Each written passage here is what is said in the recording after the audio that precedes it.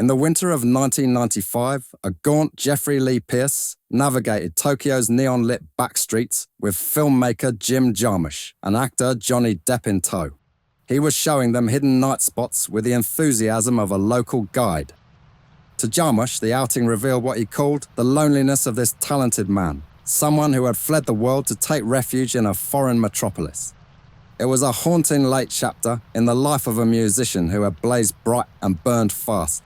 Pierce, who died just months later at age 37 from a brain hemorrhage, was best known as the mercurial frontman of the Gun Club, an LA band whose incendiary blend of punk and Delta blues influenced a generation of 90s bands and beyond.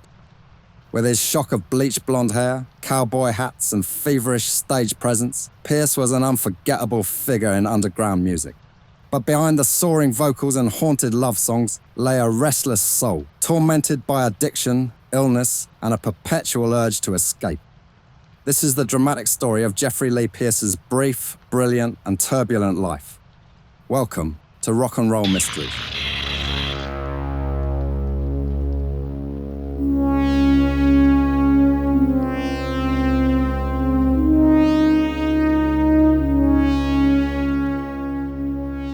Jeffrey Lee Pierce was born June 27, 1958, in working-class Montebello, California. He came from a multi-ethnic family. His father was Anglo, and his mother was Mexican, a heritage that left Pierce feeling like an outsider in his youth. He later described himself as, quote, a half-breed, and he felt alienated in a landscape of 1960s suburban Southern California. As a boy, he fell in love with music early, picking up a guitar at age 10 and immersing himself in glam rock and progressive bands like Sparks and Roxy Music in his early teens. But a seismic shift in his musical worldview came in 1975 when Pierce attended a Bob Marley concert and became enthralled by reggae's deep grooves and rebel spirit. He dove headlong into Jamaican music, even traveling alone to Kingston, Jamaica, when he was a teenager to seek out his heroes, like singer Winston Burning Spear Rodney. And he earned a few thumps for his trouble. I got beat up there too, he later admitted. By the late 1970s, Pierce's passions stretched across genre and era. He was as obsessed with old Delta blues and 50s rockabilly as he was with punk and reggae. In Los Angeles, he channeled this eclectic knowledge into writing for Slash magazine, under the pen name Rankin Jeffrey, covering reggae alongside vintage blues and punk. At the same time, the young Pierce was a die-hard music fanboy. He famously became president of Blondie's West Coast fan club, dyeing his hair to match Debbie Harry's platinum blonde, and even carrying a signed note from her, complete with hair dye instructions, in his wallet. This superfan connection would in fact alter rock history. In 1978, Pierce gave Harry a cassette of an obscure power pop song called Hanging on the Telephone by one of the obscure punk bands he loved so much, The Nerves. He urged Debbie to cover it. Blondie's version became a monstrous hit, and it was thanks to Pierce's exquisite taste and encyclopedic knowledge. He also bonded with LA scenester Kid Congo Powers, a fellow music fanatic.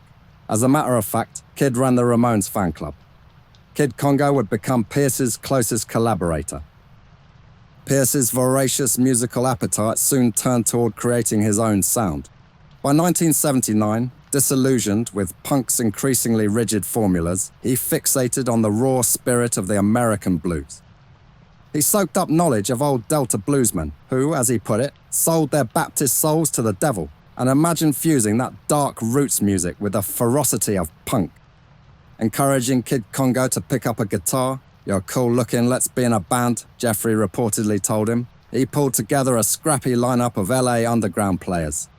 They called themselves Creeping Ritual, but were soon to be renamed the Gun Club, a name suggested by friend and roommate Keith Morris of Black Flag, who thought it fit better with Jeffrey's fascination with America's gun-toting Wild West mythology.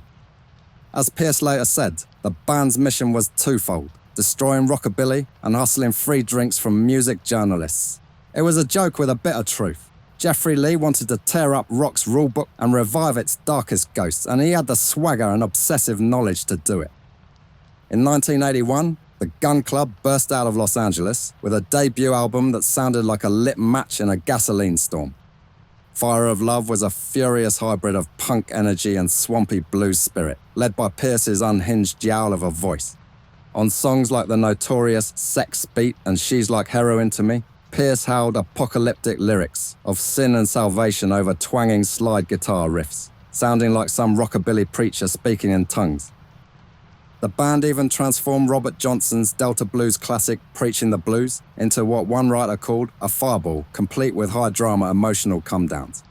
Critics and fellow musicians were stunned. This was punk rock, but refracted through the dark Americana of voodoo blues and country murder ballads, and it was a wild sound almost nobody else was doing at the time. Fire of Love would later be recognized as a seminal record, cited as an influence by alternative icons from Nick Cave to Jack White. White himself raved that, quote, Pierce's songwriting, from Sex Beat to the Voodoo Groove, For the Love of Ivy, was the freshest White take on the blues of its time. Why are these songs not taught in schools? I must agree with Jack on that point. For a moment, the young band rode a wave of underground buzz. Pierce, then in his early 20s, was a riveting frontman on stage, caterwauling and convulsing with raw emotion, as if literally possessed by the music. With his cowboy shirt drenched in sweat and eyes rolling back under dripping blonde hair, he presented a wild, almost shamanistic figure. Audiences in LA and New York's punk circuits were spellbound by the Gun Club's tribal, bluesy punk, and critics praised Fire of Love as a grimy masterpiece. Pierce had effectively ignited an entire subgenre, later dubbed punk blues, cowpunk, or tribal psychobilly, and his creative vision was just getting started. Before I go any further into the wild life of Jeffrey Lee Pierce, I'd like to ask you to subscribe to Rock and Roll Mysteries. I know it's not much worth it at your end, and I'm as guilty as anyone of forgetting to sub to channels I like. But this is a new channel, so it's a big help at the start, and it makes YouTube's crazy algorithm like me a bit more. A pretty massive 92% of regular viewers here haven't subbed, so even if 1 out of every 10 of you did so, it would be like all my birthdays and Christmases at once. And if you want to go a step further, you can even join the channel as a member to get early access to all the videos and a few other perks. Have a look at the join button below the video and see what you think.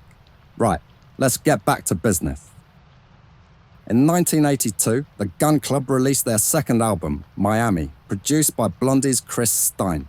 This was a favor from Pierce's pop star friends that demonstrated how far his reputation had reached. Miami sharpened the band's focus, dialing up the voodoo swamp atmosphere on tracks like Carry Home and Brother and Sister.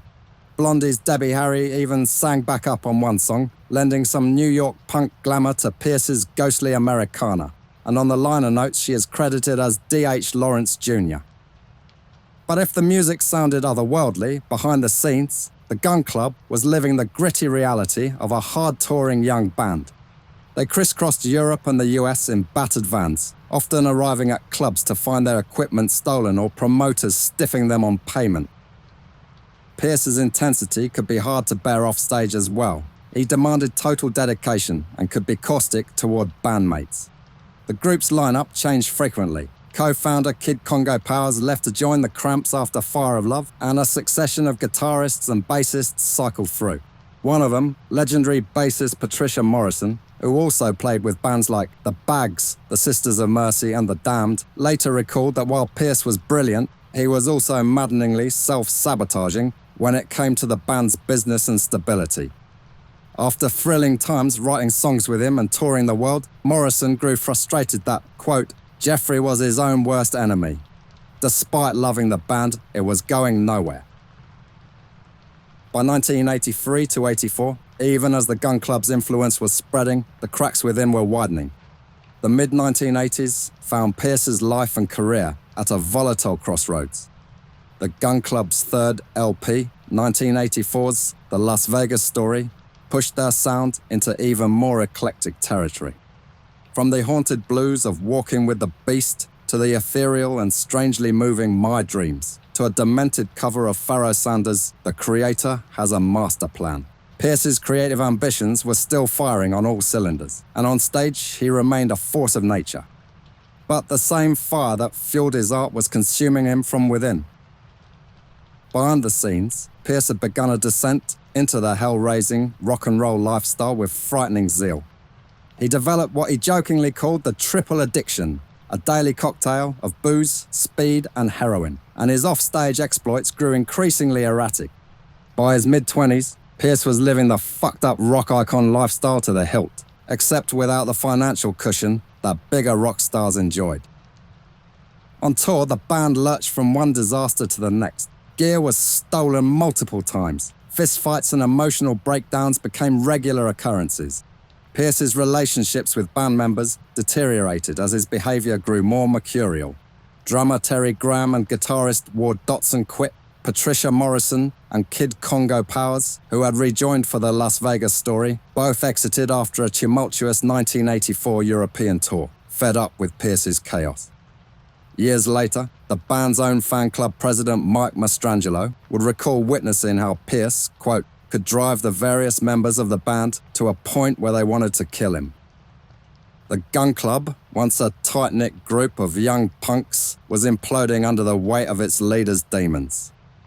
In 1985, following the breakup of the band, Pierce stood in a personal black hole. Just 26 years old, he was exhausted, addicted, and feeling betrayed by the scene he helped create. Rather than stay in Los Angeles, he fled. Pierce took off on a globe-trotting odyssey, chasing the romantic idea of escape. With his new girlfriend, a Japanese-born guitar player named Romy Mori, he traveled to Egypt on a whim, immersing himself in ancient history for a spell. He then relocated to London, where he hoped a change of scenery might spur a creative rebirth. Remarkably, even in this period of freefall and roaming, Pierce's talent kept pace.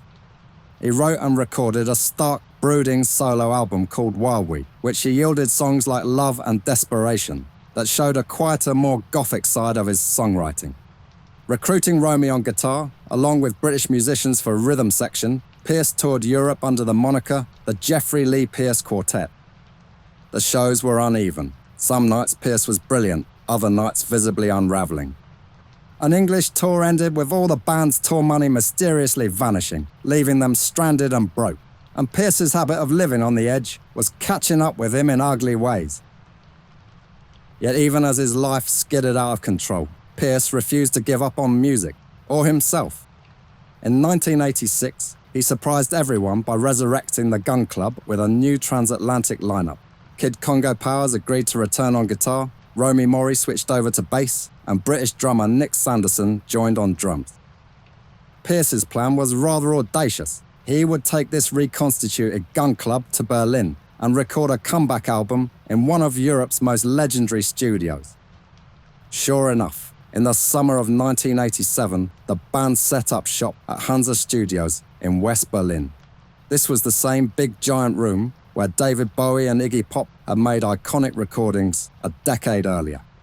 With the genius Robin Guthrie of the Cocteau Twins producing, they cut Mother Juno, an album that stands as Pierce's late-period masterpiece. Songs like Thunderhead and The Breaking Hands married eerie reverb-drenched atmosphere to the band's characteristic blues-punk ferocity. The sessions even drew avant-garde luminaries. Kid Congo enlisted his friend from the Berlin scene, Einstürzende Neubauten's Blixer Bargeld, to add his jagged guitar to a track at Pierce's request. Against the odds, Mother Juno was a complete triumph. It was critically praised in both Europe and the US as a vital evolution of the Gun Club's sound. It was proof that Pierce's muse was still alive and kicking, if only his frail body and psyche could keep up. Tragically, by the time Mother Juno was released in late 1987, Jeffrey Lee Pierce was already a very sick man. Years of hard living had taken an alarming toll on his health. His drug and alcohol osmosis, as one friend Riley called it, had begun to assault his liver in earnest. That year, Pierce was diagnosed with cirrhosis of the liver at just 29 years old, a dire warning sign that he was physically falling apart. Friends noticed his once boundless energy was flagging. Australian musician Roland S. Howard, who collaborated with Pierce around this time, recalled that he was a very unhappy man. He seemed to be in a lot of physical pain. His liver hurt all the time, and he'd walk up the stairs like he was about 80 years old. And Roland was a man who knew a thing or two about being broken and dying. Pierce coped by numbing himself with more drugs, Heroin and alcohol weren't just recreations now, but self-medication for constant pain. Howard observed Pierce sliding into depression and negativity and becoming creatively paralyzed. He had no energy, it was hard for him to get up and play, Howard recalled. Even as Mother Juno earned acclaim, the man behind it was deteriorating, feeling trapped by his own creation and seemingly incapable of changing course. The next few years were a blur of desperate lows. Pierce managed to record another Gun Club album, Pastoral Hide and Seek, in 1990, but by his own admission, it was born from one of the darkest periods of his life. I was probably at my worst and lowest bad luck period I could have possibly had, he later reflected. I had no money, I was completely addicted to alcohol. My band was doing nothing. We had no record deal, and I was extremely depressed all day.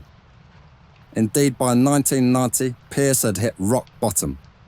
He was living in London, broke, often drinking morning to night to stave off withdrawals, and watching his once celebrated band fall apart yet again. The album did get finished and released, but it made little impact. The music world was moving on, and Pierce's moment seemed to be fading. At his lowest ebb, Jeffrey Lee Pierce did something drastic. He bought a one-way ticket to Vietnam.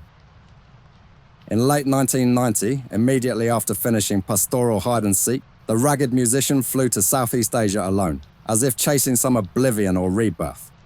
He spent some time wandering Vietnam, a country whose war-era myths had long fascinated him, and briefly found a kind of escape there.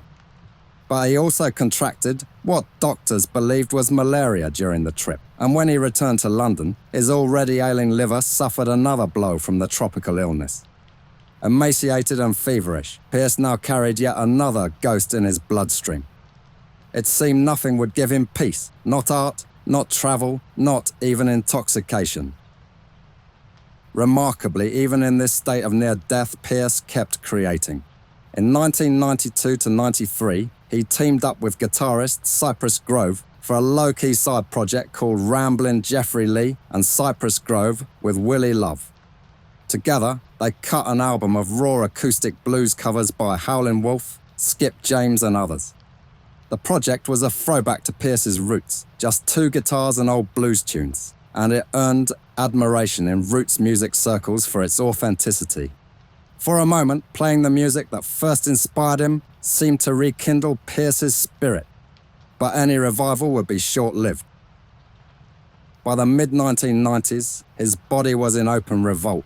Pierce had become a familiar sight at Hollywood's notorious Viper Room Club, propping up the bar on his occasional returns to LA, looking decades older than his age. He was also increasingly fixated on Japan, and he saw it as a personal refuge. He spent long stretches in Tokyo with Romy Mori, now his long-term partner, immersing himself in Japanese cinema and even teaching himself to read and write in Japanese characters. Friends noted the irony. This chaotic, rambling Jeffrey, who could barely pay his rent, was studiously learning kanji and quoting lines from Kurosawa films. It was as if he was trying to escape his own skin and culture and live in an entirely different world. There were bizarre and frightening incidents in these years that became rock lore.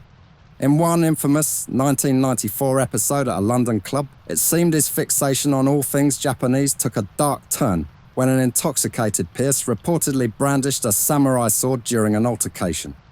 This startled onlookers and bandmates alike. The story, however, only cemented his legend as a brilliant but dangerous mess.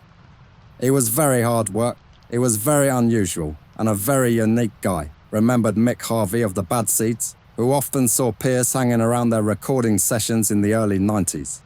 Harvey recalls Pierce sitting silently on the couch in the studio for days. Mick said Jeffrey would, quote, just mumble away at dinner, clearly in a fog. By 1994, Jeffrey Lee Pierce cut a frail, haunted figure. He seemed already to be in hell. And yet, those close to him still sensed a spark of hope amid the darkness. He remained an encyclopedic music lover, raving about obscure Japanese punk bands or old blues 78s to anyone who would listen. He spoke of plans for another Gun Club comeback, even as his body failed. In early 1995, against all odds, Pierce pulled together enough will to record one final album, Lucky Jim, named after the Blackley comic novel by Kingsley Amis, would be the Gun Club's swan song, released that year with Romy Mori on bass and Nick Sanderson on drums. The title track Lucky Jim was a deathly beautiful acoustic blues, almost a funeral hymn, that in retrospect feels like Pierce writing his own epitaph. Reviews were somewhat unfairly mixed, and the album got little promotion. The music industry's attention had shifted to high-energy genres like grunge and Britpop, but some longtime fans found Lucky Jim utterly poignant and powerful. And it really is a testament to Pierce's undiminished songwriting, even as his voice grew raspy and weak. By late 1995, Jeffrey Lee Pierce was living mostly in Tokyo, barely scraping by but seemingly at peace, wandering the labyrinth of the Japanese capital. When his old friend Jim Jarmusch came to Japan with Johnny Depp to promote their film Dead Man, Pierce eagerly acted as their guide. Proud of his hard-won Japanese language skills, he took the pair through alleyway record shops and underground bars, offering them a glimpse of the hidden Tokyo he adored. Jarmusch, a longtime Gun Club fan, later said those days showed him just how alone Pierce really was. A brilliant, lonely soul adrift far from home. A year later, he was dying in LA, without anyone knowing he was ill, Jarmusch noted, still struck by the sadness of it. Indeed, by the start of 1996, Pierce's health was in freefall. Unbeknownst to many, he had contracted HIV at some point and was now suffering with AIDS, as well as hepatitis C, which severely compounded his cirrhotic liver condition. His immune system was ravaged and broken. Sensing the end, Pierce finally decided to return to his family in the US and attempt one last cleanup. In early 1996, he flew to Utah, where his father was living, to dry out and get medical care. Astonishingly, he also began writing a memoir titled Go Tell the Mountain, for his friend Henry Rollins' publishing imprint, determined to chronicle his story while he still could. He even reconnected with Kid Congo Powers, excitedly discussing yet another resurrection of the Gun Club once he recovered. To friends like Mark Lanigan, the idea seemed tragically far-fetched, but Pierce sounded unexpectedly lucid and optimistic. He called me from Utah and was completely normal, Lanigan remembered. I said, Jesus Christ, man, everybody's telling me you're gonna die. And he said, fuck, they say that all the time, I'm fine. 2 weeks later, Jeffrey Lee Pierce slipped into a coma. On March the 25th, 1996, Pierce was found unconscious at his father's home in Salt Lake City, felled by a massive brain hemorrhage. He never regained consciousness. On March 31st, 1996, the punk blues rebel, who had cheated death so many times, finally lost the fight, passing away in a Utah hospital bed at the age of 37. The official cause was a cerebral hemorrhage, but in truth a confluence of causes had led him there. HIV, hepatitis, end-stage cirrhosis, years of physical abuse, all the damage of his wildness coming due. The outpouring of grief in the underground music community was tempered by shock. Many friends hadn't even known how sick he was.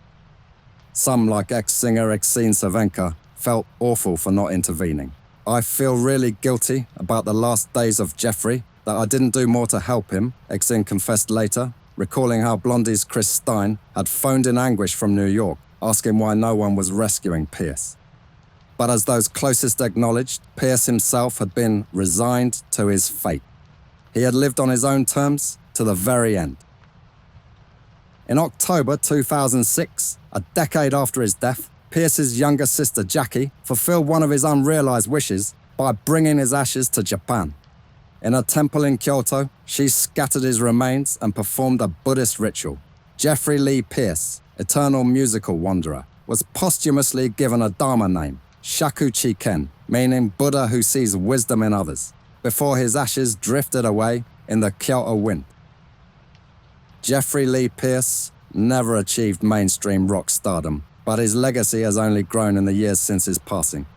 The cult of the Gun Club, once nearly vanished, has been rekindled through tribute albums, documentaries, and testimonials from rock luminaries. In the 2000s, Pierce's old friend Cypress Grove unearthed a trove of Jeffrey's unfinished demo tapes and spearheaded the Jeffrey Lee Pierce Sessions project, enlisting artists to collaboratively finish and record those lost songs. The resulting albums, We Are Only Riders, The Journey Is Long, and Axles and Sockets, feature an indie who's who: Nick Cave, Debbie Harry, Iggy Pop, Mark Lanigan, Lydia Lunch and others, all paying homage by lending their voices to Pierce's melodies. As Cave said, Pierce's songwriting was very inspiring and illuminating, even when the man himself was troubled. Debbie Harry, the idol who became a friend, has contributed to every volume of the project. It was a way of repaying the fan club kid who once handed her that life-changing cassette tape so many years ago. Even the late great Anthony Bourdain, the music-loving chef, once rhapsodized about Fire of Love's importance. Yet those who were there remember the real Jeffrey Lee Pierce, flaws and all. They remember a charismatic, frustrating, brilliant man who could be tender and encouraging one moment. He was always urging friends to start bands and follow their muse, and infuriating the next.